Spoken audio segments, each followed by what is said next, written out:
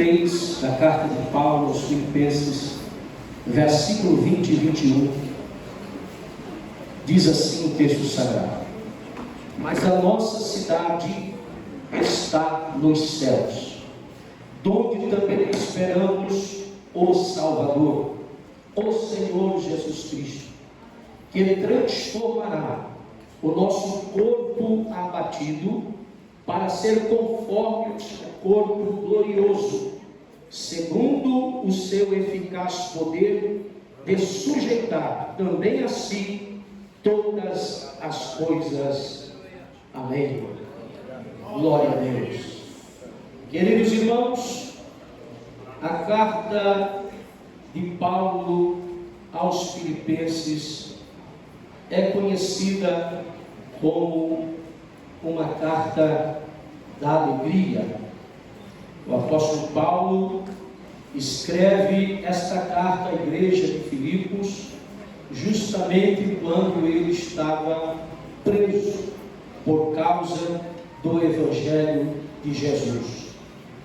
Paulo vem nesta carta agradecendo a igreja que estava em Filipos, pois ele tinha pleno conhecimento em detalhes da vida e do bom andamento do trabalho do Senhor naquele lugar, pois ele, no primeiro capítulo, agradece a Deus pela cooperação daquela igreja no Evangelho do Senhor Jesus, desde o início de tudo até então.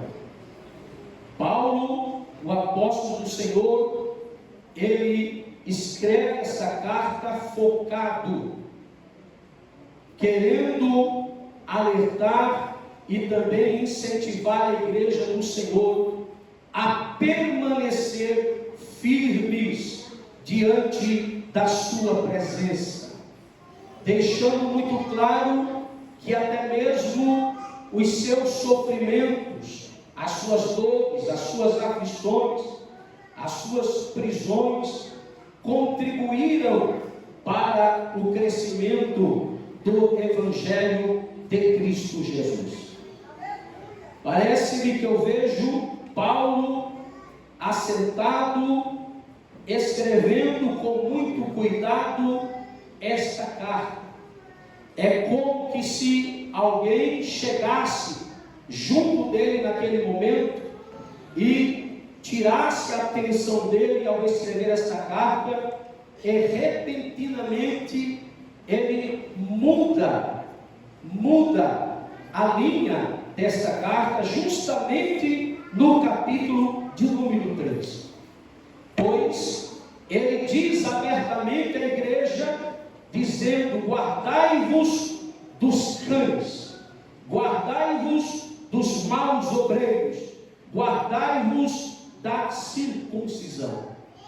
Eram homens que andavam pela igreja do Senhor contaminando o povo, dizendo que para servir a Cristo e serem salvos deveriam passar pela circuncisão.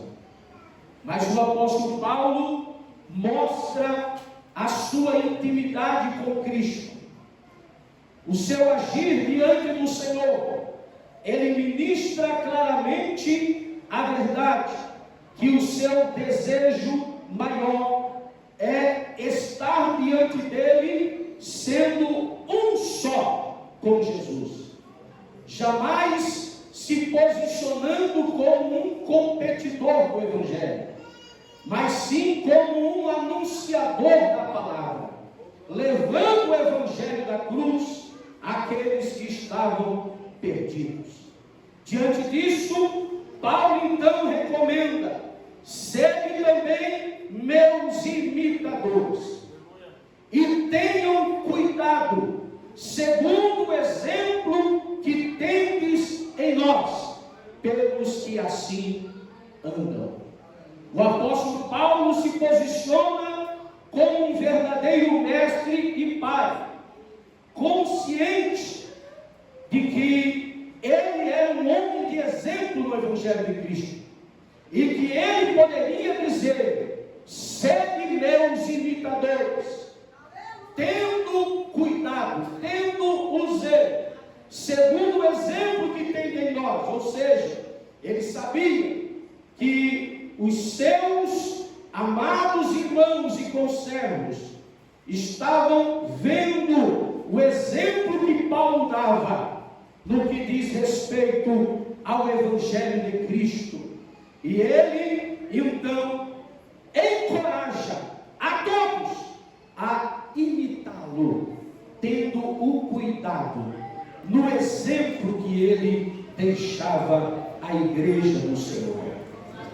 Porém, mesmo diante daquelas pelejas contra os maus obreiros, contra aqueles que se interpõem no Evangelho de Cristo, querendo distorcer sua palavra, Paulo os chama de inimigos da cruz de Cristo, mas deixando claro que o fim deles não é outro, senão a perdição. O Deus deles é o próprio ventre. Eram pessoas egocêntricas, que queriam mais e mais para si, mas Paulo procurava levar a igreja a olhar para Cristo e glorificar o seu santo nome, porque é dele que provém a salvação do homem. Contudo, amados irmãos, Paulo, nesses versículos 20 e 21, ele faz com que olhemos para cima e nos lembremos que aqui somos peregrinos. Aqui nós estamos somente de passagem. A Bíblia nos revela que quando o pecado foi cometido no Éden pelo homem, o pecado gerou a morte, pelo menos em 3 aspectos: a morte física, a morte espiritual e a morte eterna. A morte, ela envergonha o homem. A morte, ela humilha o homem. Porque falando da morte física, a separação da alma do corpo, do espírito do corpo, o corpo simplesmente desfalece, se desfaz, apodrece, cheira mal. A morte, ela trouxe humilhação para a vida do ser humano. Mas Cristo veio para mudar isso.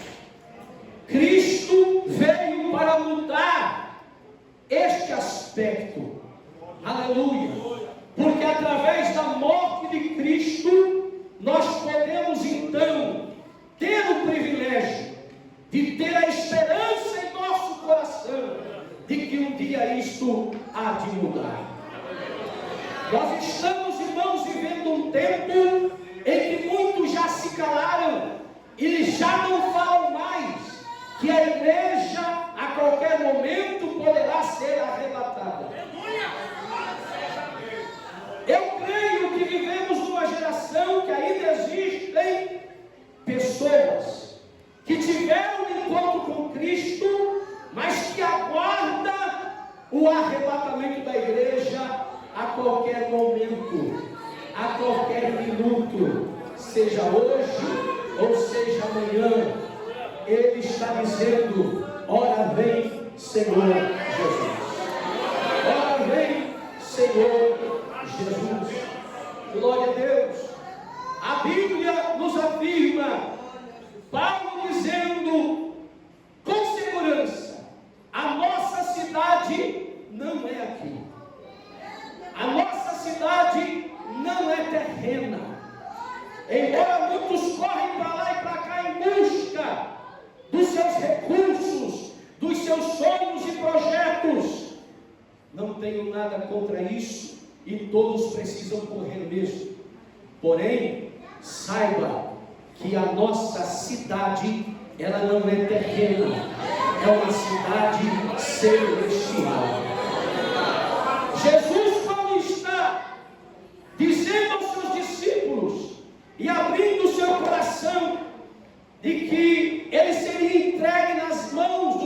pecadores, e que o Filho do Homem haveria de padecer, e que o Filho do Homem haveria de morrer, pois ele entregaria a sua própria vida pela humanidade. Os discípulos começam a entender que dentro de instantes eles não teriam mais a pessoa de Jesus com eles. Eles começam a se entristecer, eles começam a pensar como será sem Jesus conosco. Mas Jesus, no capítulo 14 do Evangelista de João, ele diz: não se turbe o vosso coração. Credes em Deus, credes também em mim. Na casa de meu Pai há muitas, não poucas, muitas moradas. Se não fosse assim, eu vos teria dito: vou preparar-vos um lugar. Oh, glória a Deus, aleluia. Como não se turbar o coração diante das expectativas que os seus discípulos estavam?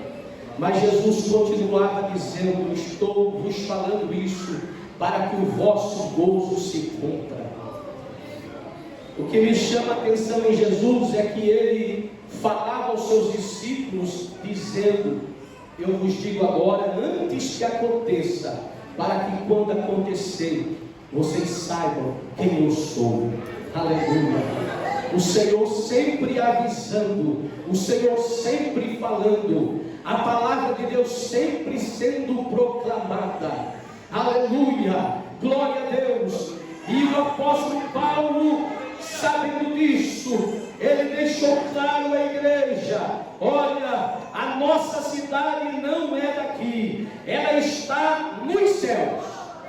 A palavra céus aqui está no plural. Está no plural. O próprio apóstolo Paulo, ele conta da experiência que ele teve, que ele foi até o terceiro céu, e lá ele viu coisas gloriosas, que ele não quis nem escrever, coisas maravilhosas, que ele não quis nem registrar. Mas todos que têm comunhão com Ele, com Jesus, sabem o quão glorioso será quando nós pudermos estar lá nesta cidade. Amados irmãos, desde criança eu ouço os pregadores pregando que o arrebatamento da igreja está para acontecer. Desde criança ouvimos dizer que o arrebatamento pode acontecer a qualquer hora, a qualquer momento. Eu creio que esta geração é a geração onde muitos não encontrarão a morte, mas serão arrebatados até o céu. Glória a Jesus. Oh, louvado seja o nome do Senhor para sempre. Estou certo que a igreja do Cordeiro, que ama a sua palavra, anela, ela não pode anelar outra coisa senão os céus. Ela não pode desejar outra coisa senão os céus. Pois o mesmo apóstolo Paulo diz: se já ressuscitastes com Cristo, ou seja, se já morreu para o mundo e para o pecado, e já ressuscitou com Cristo, pensai nas coisas que são de cima.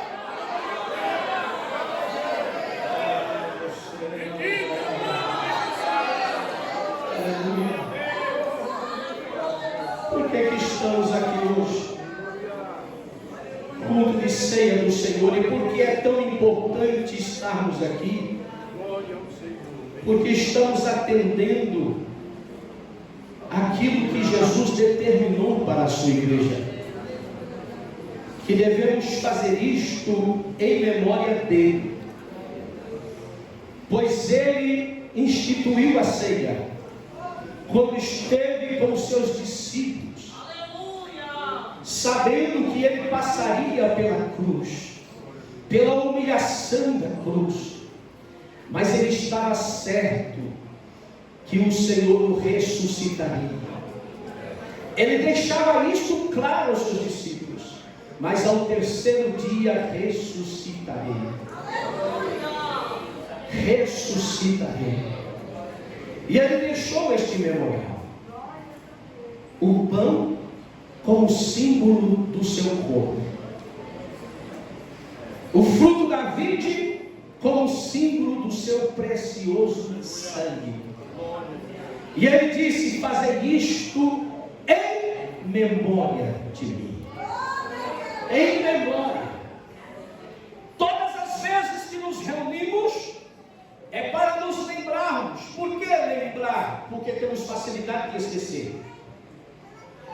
O ser humano tem facilidade de esquecer. Nos lembramos da morte, mas também da ressurreição de Cristo. Da ressurreição de Cristo.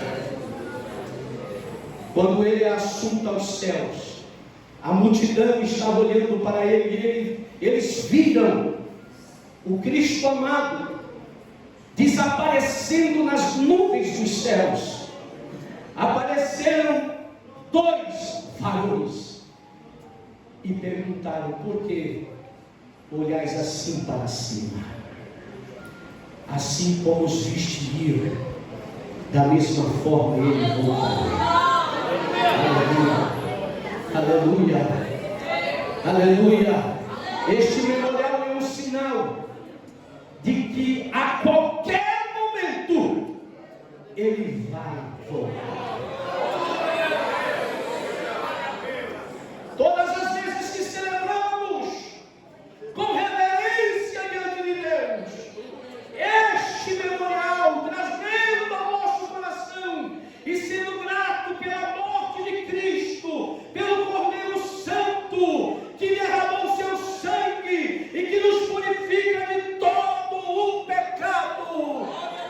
Ele ressuscitou para nos garantir vitória. Vitória, vitória, aleluia. Não é de outro lugar, não é de outro lugar, igreja do Senhor, que esperamos o nosso Salvador. É como Paulo diz: a nossa cidade está nos céus, onde também esperamos o Salvador, o Senhor Jesus Cristo. Ele vem do céu, porque ele venceu e está sentado à direita do Pai. Ele intercede por nós. Aleluia. Louvado seja o nome do Senhor. Na igreja de Tessalônica havia um ponto de interrogação com respeito àqueles que morriam. E perguntaram a Paulo: e os que morrem, como será? Se nós aguardamos a vida de Cristo hoje, mas alguém morre e ele não veio, o que será? Então Paulo, cheio do Espírito Santo, ele descreve a igreja de Tessalônica no capítulo de número 4, a partir do versículo de número 16, dizendo o seguinte: aleluia, porque o mesmo Senhor descerá do céu com um alarido, e com voz de arcanjo, e com a trombeta de Deus, e os que morreram em Cristo, os que morrem em Cristo têm esperança. Não morre sem esperança, morre em esperança, com esperança. E os que morreram em Cristo ressuscitarão primeiro. Aleluia! Depois nós, Paulo inclui-se, porque ele estava vivo e ele tinha essa esperança. Depois nós, o que ficarmos vivos, seremos arrebatados juntamente com eles nas nuvens, a encontrar o Senhor nos ares, e assim estaremos sempre com o Senhor.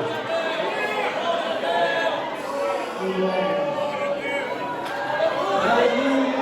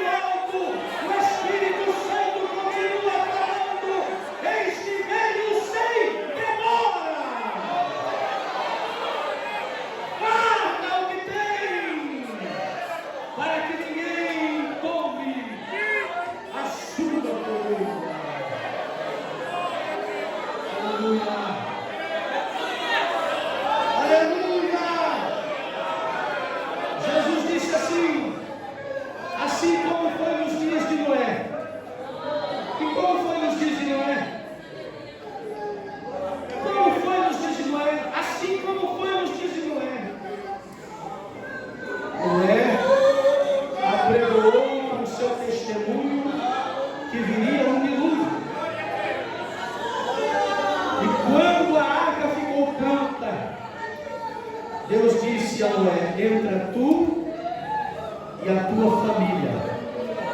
Entra você e a sua família dentro da arca. 8 almas. Tudo aquilo por causa de 8 pessoas. Entrou, mas não foi Noé que fechou a porta. Foi o anjo do Senhor que a fechou por fora. Foi o anjo do Senhor que a fechou por fora.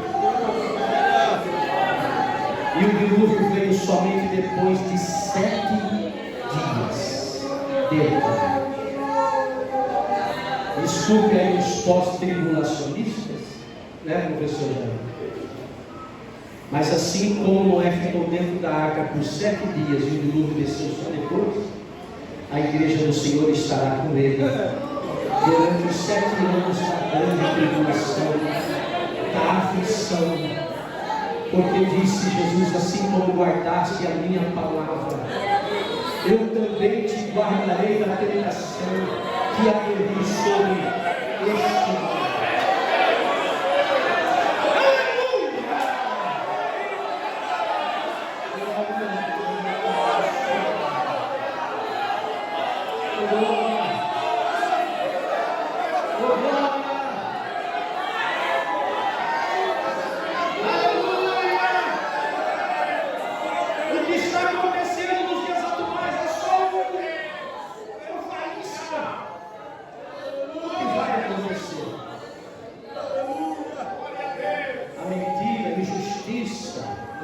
Vai prevalecer por muito tempo.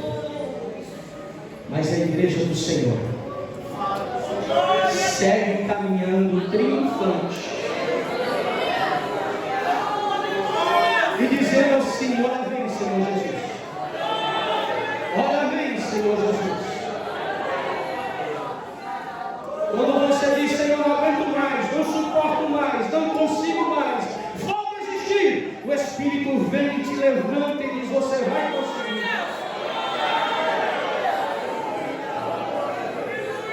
Quando o obreiro está tribulado, diz: não aguento mais, não sei mais como fazer, o Espírito Santo vem e renova nossas forças e diz: continue, continue, continue.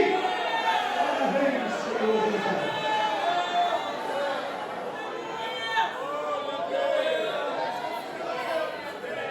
Pois é Jesus que transformará. Ele transformará, metamorfose, o nosso corpo abatido. Corpo abatido porque é um corpo que desfalece. É um corpo que já nasce com as células morrendo. E ao decorrer dos anos, vai desfalecendo, corpo abatido.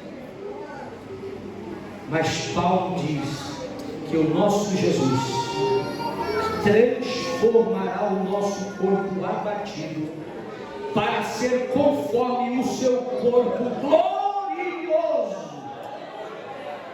segundo o seu eficaz poder. Aleluia. Oh, louvado seja o Senhor para sempre. Quando Paulo está escrevendo à igreja de Corinto, falando sobre a ressurreição, pois muitos pregavam dizendo que não havia ressurreição, Paulo combate isso veementemente, porque infelizmente alguns em Corinto ainda não tinham conhecimento de Deus. É interessante o que Paulo diz, capítulo 15, verso 34, 1 Coríntios. Ele diz: vigiai e não pequeis, porque alguns ainda não têm o conhecimento de Deus.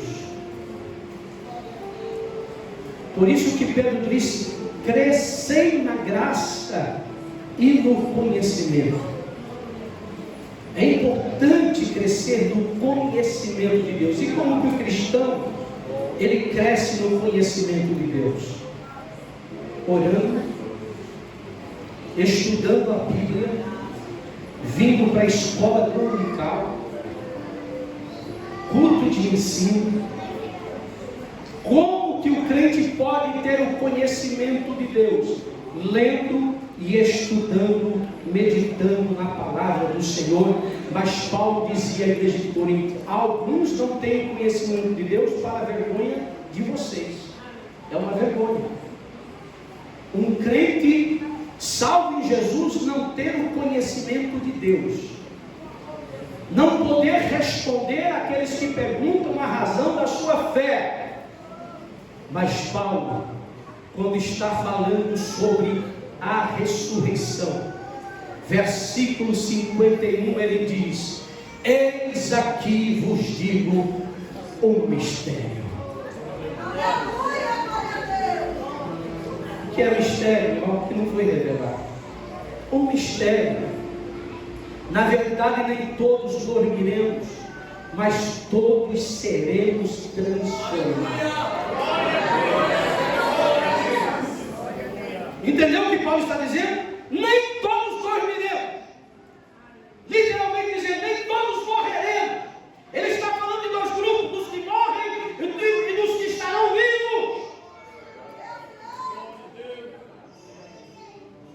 Eu anelo o arrebatamento da igreja.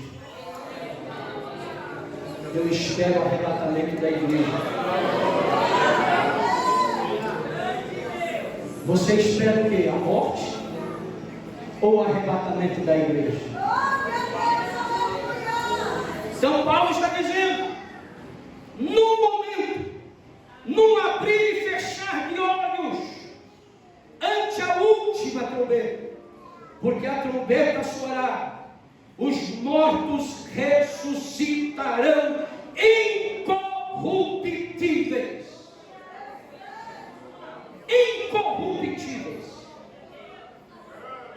Irmãos, o corpo, quando perde a vida, já nas primeiras 24 horas ele começa a inchar. Explode algo lá dentro, ele incha. 3 dias no máximo ele já está estourando.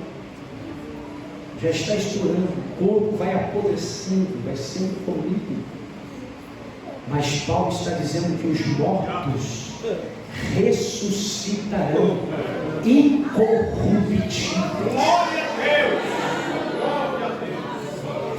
Se você for hoje em uma lápide e abri-la, só vai encontrar os ossos secos, no máximo uma dentadura, um pouquinho de cabelo, até a roupa já quase não existe mais. Mas neste dia aqui, aqueles que morreram ouvirão o som da trombeta.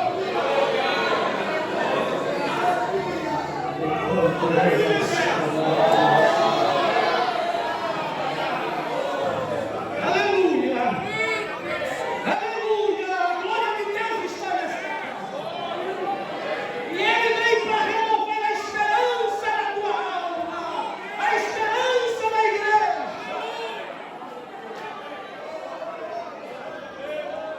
E nós seremos transformados.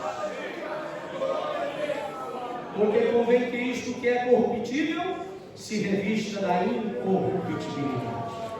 Que isto que é mortal se revista da imortalidade. E quando isto que é corruptível se revestir da incorruptibilidade, e isto que é mortal se revestir da imortalidade, então cumpre-se a palavra que está escrita. Glória a Deus! Tudo que está escrito vai se cumprir. Tudo! Tragada foi a morte na vitória. Tragada foi a morte na vitória. Onde está a morte, teu aguilhão? Onde está o inferno, a tua vitória? Ah, mas Cristo resolveu isso por nós. Ele disse para João: eu tenho a chave da morte e do inferno. Aleluia! Ele tem domínio. Ele tem domínio.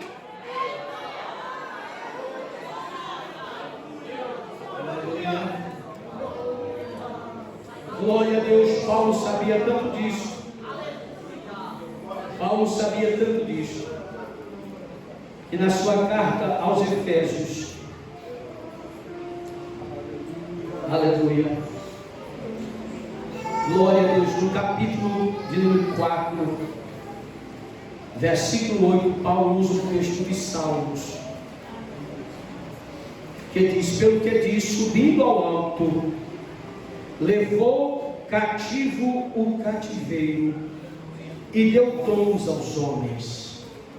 Ora isto, ele subiu, que é, senão que também antes tinha descido às partes mais baixas da terra. Jesus transportou o Hades, que é a morte, aonde os justos iam antes do Calvário. Tomou aquilo que estava cativo e transportou para o terceiro céu. Glória a Deus! O terceiro céu. Aqueles que dormem no Senhor está agora junto dele. A Bíblia diz que para os entendidos o caminho da vida é para cima, para se desviar do inferno que há embaixo. É isso? Aleluia. Aleluia. Glória a Deus. Por isso Paulo está dizendo que a nossa cidade está nos céus. Da onde aguardamos? Não é de outro lugar, é de lá que aguardamos. Profeta Isaías 45, 22. Olhai para cima e sereis salvos, é de lá que vem a nossa salvação. Que Deus abençoe a todos.